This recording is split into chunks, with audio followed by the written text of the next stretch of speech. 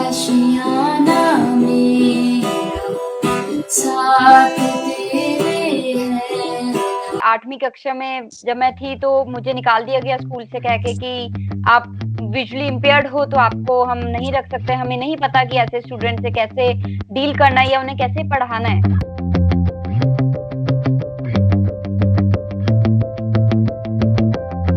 Typing सीखी, screen reader software सीखे खुद। तो उससे क्या हुआ कि 12th आगे फिर मेरी ग्रेजुएशन, पोस्ट ग्रेजुएशन, वो सभी मैंने सुन के किया काम। अब जैसे मैं आपसे बात कर रही हूँ या फिर मैं अपना मोबाइल यूज करती हूँ या मैं अपना जॉब करती हूँ, तो वो सभी स्क्रीन रीडर की हेल्प से करते हैं। फ्री सॉफ्टवेयर पाया जाता है जो कि सेटिंग्स में एक्सेसिबिलिटी की जो कैटेगरी है वहां जाके आपको एनेबल करना होता है। टॉकबैक होता है एंड्रॉइड में और iOS में वॉइस ओवर होता है। अगर आप कहते हैं आपके पास एक्सक्यूज है कि हम छोटे शहर में हैं, तो वो एक एक्सक्यूज ही है क्योंकि मैं यहीं पे रह के मैंने ये सारी चीजें सीखी। मैं नेशनल अवार्डी हूँ, state awardee, Punjab state awardee हूँ, तो किसी चीज में डिसेबल नहीं हूँ। बस फर्क इतना है कि हमारे तरीके अलग हैं। आप स्क्रीन देख के पढ़ते हैं, हम सुन के पढ़ते हैं। नमस्कार, पंजाब केसरी ग्रुप पर हम तमाम दर्शकों का स्वागत करते हैं। पंजाब केसरी ग्रुप के साथ आज हमने एक यंग एंथुजियास्ट को जोड़ा है, एक ऐसी उत्साही लड़की जिसने अपने जीवन में जो तमाम चुनौतियां आई डिसेबिलिटी को लेकर, वो बहुत कम देख सकती हैं। इवन वो अभी हमें स्क्रीन पर भी नहीं देख सकती, लेकिन उन्होंने जिंदगी में ऐसी चुनौतियों से पार पाया कि वो खुद बताएंगी उन्होंने कैसे इन सब से जूझ कर एक मुकाम हासिल किया। और अभी वो इस उम्र में सीनियर कंटेंट राइटर भी हैं, मोटिवेशनल स्पीकर भी हैं, गिटारिस्ट भी हैं, कराटे भी वो प्ले करती हैं और बाकी जो लड़कियां हैं या जिनके सामने भी चुनौतियां हैं उनको कराटे सिखाती भी हैं कि कैसे अपनी सुरक्षा करनी है। तो हमारे साथ हैं दिव्या शर्मा, पंजाब के एक छोटे से इलाके, एक छोटे से कस्बे से रहने वाली हैं दिव्या शर्मा। दिव्या, आपका बहुत स्वागत है पंजाब केसरी पर। Thank you so much. Thank you so much for having me here. Divya, सबसे पहले ये बताइए, छोटे से इलाके में डिसेबिलिटी के साथ चलकर ग्लूकोमा ने आपकी आंखों की रोशनी छीन ली, बहुत कम आपको दिखाई देता है, लेकिन इतना बड़ा मुकाम आपने हासिल किया है, कैसे यहाँ तक पहुंची? पहली बात तो यही कहूंगी कि जो डिसेबिलिटी है वो काफी अवेयरनेस की जरूरत है क्योंकि 8वीं कक्षा में जब मैं थी तो मुझे निकाल दिया गया स्कूल से कह के कि आप विजुअली इम्पेयर्ड हो तो आपको हम नहीं रख सकते, हमें नहीं पता कि ऐसे स्टूडेंट से कैसे डील करना है या उन्हें कैसे पढ़ाना है। तो वो ही स्कूल नहीं, आसपास के इलाके के स्कूल थे, उन्होंने भी एडमिशन नहीं दी। तो उस वक्त मुझे लगा कि तब मैं काफी छोटी भी थी, तो तब इतना ज्यादा पता नहीं था, अवेयरनेस नहीं थी। तो तब एकदम से एक शॉक लगा, डिस्क्रिमिनेशन लगी। पर फिर धीरे-धीरे थोड़ा बहुत खुद सीखने लगे क्योंकि छोटी जगह पे तो वैसे ही अवेयरनेस बहुत कम होती है। और जहाँ तक बात आती है डिसेबिलिटी की, तो ये तो आई थिंक बहुत माइनॉरिटी है और लोगों को पता ही नहीं होता है। तो चुनौतियाँ तो बहुत आई पर रास्ते में सीखते गए और आगे चलते गए। जी, लेकिन मतलब अगर आपको बहुत कम दिखाई देता है या फिर बहुत सारी चीजें आप करने में मतलब डिसेबल हैं, तो उस दौरान आपने गिटार सीखा, कंटेंट राइटिंग में हाथ आजमा रही हैं और रेडियो के साथ भी जुड़ी हुई हैं, लोगों को ज्ञान भी बांट रही हैं। तो मतलब ये सारी चीजें करने के लिए आप कैसे इंस्पायर हुई कि कैसे मुझे तो कुछ करना ही करना है? देखिए 8वीं क्लास में जब छोड़ा मैंने तो तब मेरे भाई-बहन जो या फिर फ्रेंड्स वगैरह थे वो सभी स्कूल जाते थे, तो वो काफ़ी एक शौक की तरह लगा। तो पर धीरे-धीरे कुछ महीने लगे निकलने में। फिर उसके बाद मेरे माता-पिता ने देखा कि प्राइवेटली कॉरेस्पॉन्डेंटली मैं दे सकती हूँ एग्ज़ाम 10th के। तो फर्स्ट टाइम मैं 10th क्लास में अपीयर हुई और वहाँ पे मैंने स्क्राइब के साथ राइटर होता है जो हमारे पेपर लिखता है, हम उनको नरेट करते हैं आंसर्स और वो हमारे लिए क्वेश्चन पेपर पढ़ते हैं। तो उनको मतलब उनकी हेल्प से मैंने पेपर दिया first time and I scored 80%। तो तब सबसे पहले कॉन्फिडेंस आया कि नहीं हो सकता है। और तब तक मेरे माता-पिता मुझे वर्बली सिखा मतलब पढ़ाते थे, ओरली सुना के और मैं याद करती थी। तो उस तरीके से मैंने पढ़ाई की 10th में और उसके बाद 11th तक जाते-जाते मेरे माता-पिता को कहीं पे किसी मैगज़ीन में पता लगा कि स्क्रीन रीडर सॉफ्टवेयर भी होता है। तो उन्होंने बताया, तो मुझे हमेशा से रुचि रही है, बहुत ज़्यादा इंटरेस्ट रहा है गैजेट्स में, कंप्यूटर्स में, तो आई गेट fascinated। तो तब से मैंने एक्सपेरिमेंट करने शुरू किए और घर पे, क्योंकि छोटी जगह पे नया नंगल में थी, तो दोस्त लोग और जो जो सिबलिंग्स होते हैं वो चले जाते हैं बड़े शहरों में पढ़ाई के लिए। तो काफ़ी एक तरह से मतलब ज़्यादा हैंग आउट नहीं करती थी बाहर, क्योंकि लोग नहीं थे। तो फिर वो चीज़ मैंने टाइम अपने आप पे यूटिलाइज़ किया और मैंने स्किल्स सीखे, टाइपिंग सीखी, स्क्रीन रीडर सॉफ्टवेयर सीखे खुद। तो उससे क्या हुआ कि 12th आगे फिर मेरी ग्रेजुएशन, पोस्ट ग्रेजुएशन, वो सभी मैंने सुन के किया काम। अब जैसे मैं आपसे बात कर रही हूँ या फिर मैं अपना मोबाइल यूज़ करती हूँ या मैं अपना जॉब करती हूँ, तो वो सभी स्क्रीन रीडर की हेल्प से करते हैं। स्क्रीन रीडर एक जॉज़ है, एक एनवीडीए है, तो ये सब कुछ हमें पढ़ के बताते हैं। जो भी हम लिखते हैं स्क्रीन पे, ये हमें बोल के बताते हैं कि स्क्रीन पे क्या आ रहा है। तो उसकी मदद से हम्म। ही मैं सारी पढ़ाई कर पाई आगे, और उसके बाद अभी जॉब जैसे कर रही हूँ, ब्लॉगिंग भी करती हूँ मैं। तो ये सभी चीज़ें मैं इसकी हेल्प से, स्क्रीन रीडर की यूज़ से ही कर पाती हूँ। हम्म। तो हम आपसे व्हाट्सएप पे बात कर रहे थे, रिटर्न में बात कर रहे थे, तो वो भी आप स्क्रीन रीडर के जरिए जो है उसको पढ़ पा रही थी और आगे अपना जी, मैसेज बिल्कुल। कन्वे कर पा रही। जी, बिल्कुल, हर मोबाइल में, चाहे वो एंड्रॉयड हो या आईओएस हो, उनमें फ्री सॉफ्टवेयर पाया जाता है, जो कि सेटिंग्स में एक्सेसिबिलिटी की जो कैटेगरी है, वहाँ जाके आपको एनेबल करना होता है। टॉकबैक होता है एंड्रॉयड में और आईओएस में वॉइस ओवर होता है, तो उसे सिर्फ हम्म। एनेबल करना होता है और फिर आपका मोबाइल बोलने लगता है। Oh great. अच्छा, जी। जो छोटे इलाके में जिनको कोई ना कोई डिसेबिलिटी है, मतलब चुनौतियां उनके सामने पैदा हो जाती हैं, ऐसे लोगों को आप क्या और चीजें बताना चाहेंगी? जैसे इस सॉफ्टवेयर के बारे में आपने बताया, और क्या चीजें आप बताना चाहेंगी या फिर उनका मोराल कैसे बूस्ट करना चाहेंगी?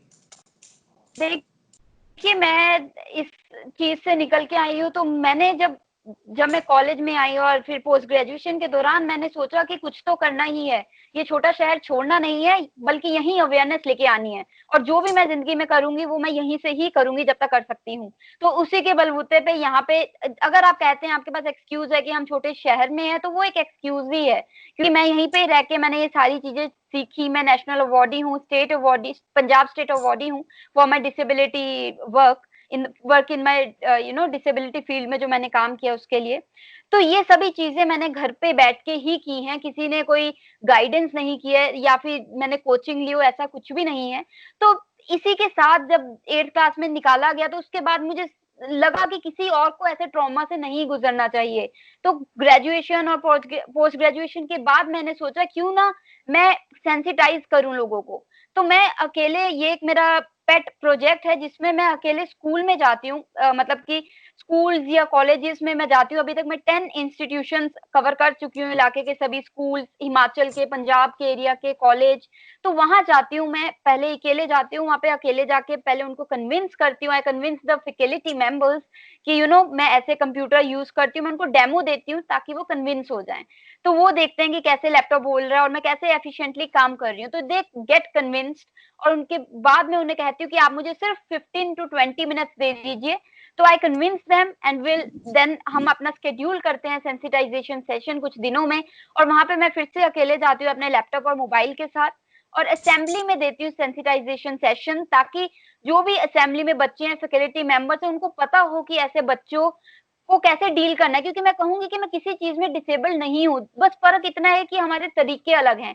आप स्क्रीन देख के पढ़ते हैं, हम सुन के पढ़ते हैं। हमारे गोल सेम है, बस तरीके अलग हैं। तो वो ही मैं जाके बच्चों को बोलती हूँ, उनको अपना फ़ोन नंबर देती हूँ और कहती हूँ कि विज़न इम्पेयरमेंट से रिलेटेड कोई भी गाइडेंस चाहिए, मैं बिल्कुल दूँगी। कोई भी असिस्टेंस चाहिए, मैं बिल्कुल दूँगी। पर अगर कोई और भी डिसेबिलिटी है, तो आप मुझे बताइए, मैं आपको सही लोगों से जोड़ूँगी, क्योंकि मेरे सर्कल अब है जिसमें दूसरे लोग भी हैं। तो उससे क्या होता है कि मैं अवेयरनेस क्रिएट करती हूँ, ताकि लैक ऑफ अवेयरनेस की वजह से किसी बच्चे को स्कूल से निकाला ना जाए। और राइट टू एजुकेशन एक्ट के बारे में बताती हूँ 2009 के, जिसके जिस मतलब जिसके हिसाब से कोई भी स्कूल या इंस्टीट्यूशन किसी भी बच्चे को निकाल नहीं सकता just because they have a disability.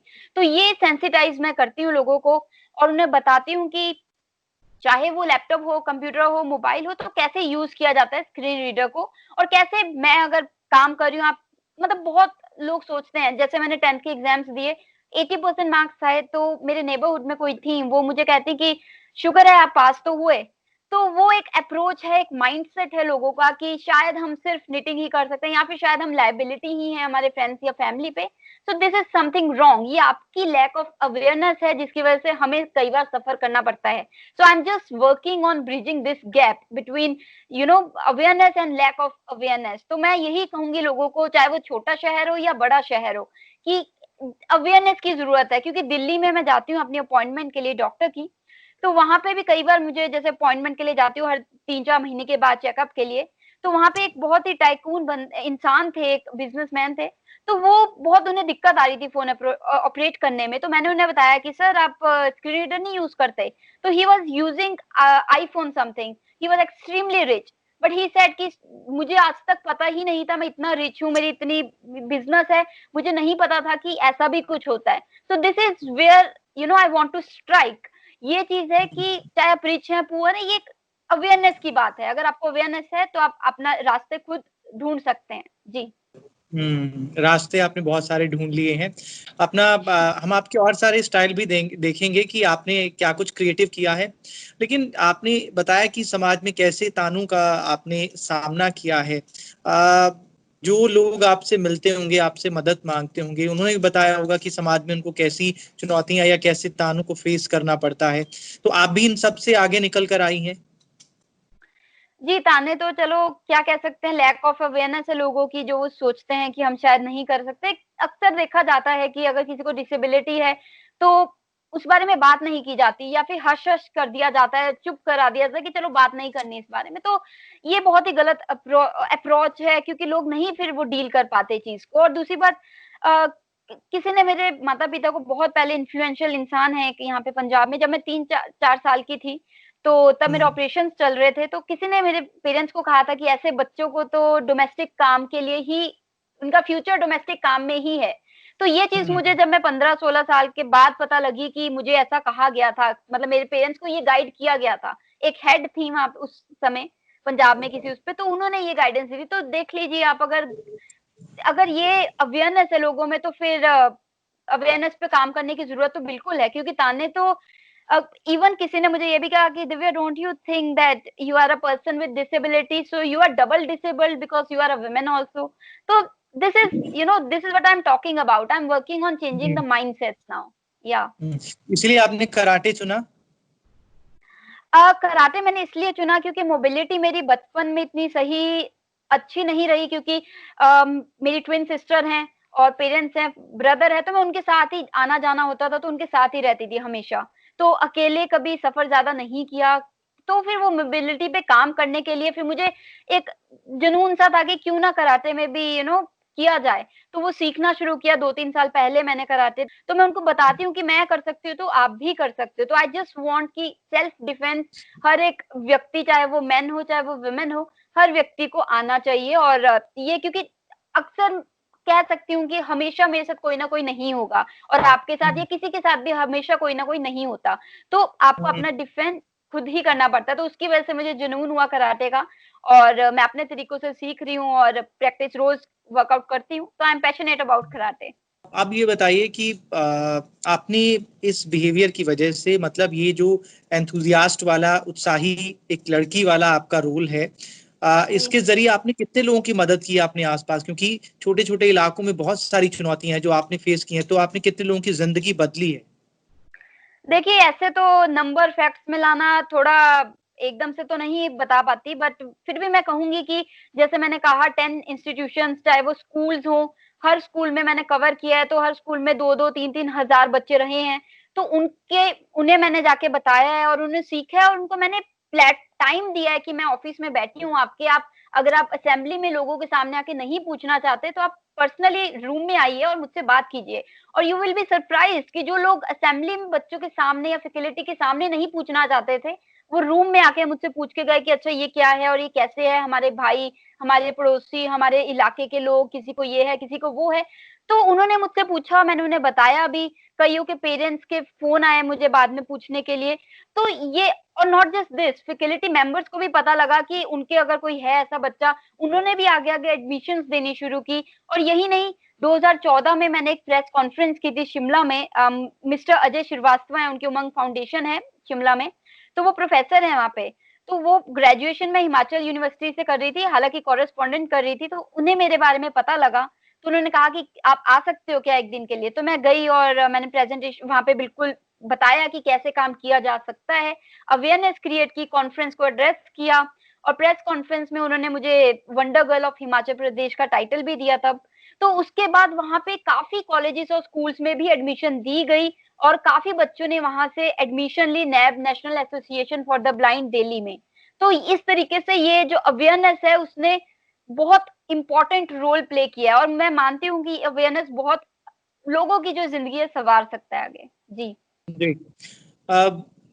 Divya, अब आपसे Yes. ये जानना चाहेंगे, दोबारा आप जरा एक बार रिवाइंड कीजिए कि जो मतलब विजुअली इम्पेयर्ड बच्चे हैं या लोग हैं, टेक्नोलॉजी के जरिए जो मतलब आपने एक सक्सेस हासिल किया, टेक्नोलॉजी जो मिस हो रही है कहीं ना कहीं, आप बता रही है ना कि आपको इतने अमीर एक शख्स मिले, उनको इस टेक्नोलॉजी के बारे में नहीं पता था, तो जरा टेक्नोलॉजी के पॉइंट को आप जरा रिपीट कीजिए उन लोगों के लिए। देखिए बात ये है कि आजकल एंड्रॉइड फोन भी जो है वो 5-6 हजार में अच्छा आ जाता है हाथ में। तो हर एंड्रॉइड फोन में एक फीचर होता है, एक्सेसिबिलिटी की सेटिंग्स होती है। अगर आप सेटिंग्स खोलेंगे तो वहां एक एक्सेसिबिलिटी ऑप्शन होता है, उसे क्लिक करेंगे तो वहां होता है एक टॉक बैक। तो आपको टॉक बैक एनेबल करना है, यानी कि उसको ऑन करना है, और उसके बाद वहां पे आपको एक इंस्ट्रक्शंस मिल जाएंगी पहले कि ये कैसे यूज करना है।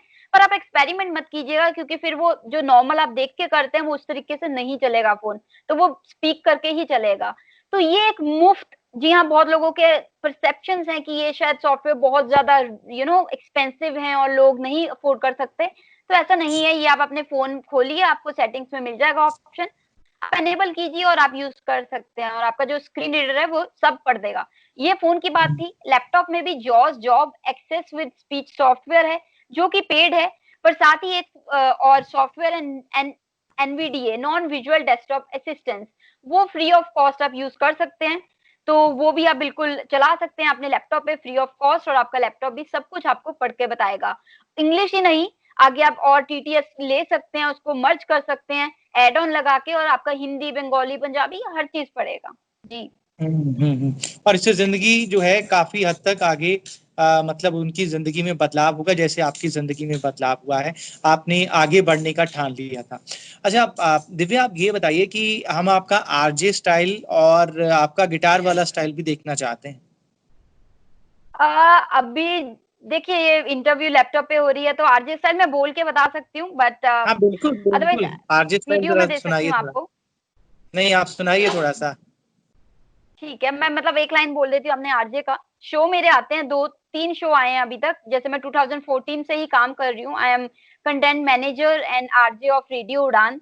तो बेसिकली रेडियो उड़ान is an online radio station, और ये 115 कंट्रीज में सुना जाता है। ये पहला ऐसा रेडियो स्टेशन है जिसमें सभी आरजेस, जी हाँ, सभी आरजेस जो हैं वो वॉलंटरी काम कर रहे हैं, और मैनेजमेंट सब वॉलंटरी काम कर रही हैं, और सभी लो विजन या ब्लाइंड है। तो ये पीपल विद डिसेबिलिटी द्वारा ही चलाया जाता है स्टेशन। तो जैसे मेरे शो रहे हैं इंस्पिरेशनल विंग के 5 सीजन किए हैं मैंने, और अभी करंटली मैं कर रही हूँ शो वोकैबुलरी डोज, ताकि मैं इंग्लिश जो वोकैबुलरी है लोगों की ज्यादा इंप्रूव हो जाए। तो चलिए मैं आपको 2 लाइन उसकी बोल देती हूँ। वेरी गुड इवनिंग, नमस्ते, सत श्री अकाल एंड हाय दोस्तों, मैं हूँ आरजे दिव्या शर्मा, और ये है आपका अपना show vocabulary dose, a show to enhance your English vocabulary. तो दोस्तों, in this 182nd episode we are going to talk about 16 important yet difficult words. तो जल्दी से अपनी डायरी, नोटपैड या जहां भी आप करते हैं नोट ये वर्ड्स खोल लीजिए, because this learning session is going to begin in a few seconds. और जी हाँ, अगर आपने हमारा यूट्यूब चैनल यानी कि रेडियो उड़ान सब्सक्राइब नहीं किया है तो जल्दी से कर लीजिए, और कोई भी एपिसोड मिस मत कीजिए। Very good, very good. So with this note, also we are signing off। Punjab Kesari group पर आपका हमारे साथ जुड़ने के लिए बहुत बहुत शुक्रिया Divya. Thank you so much.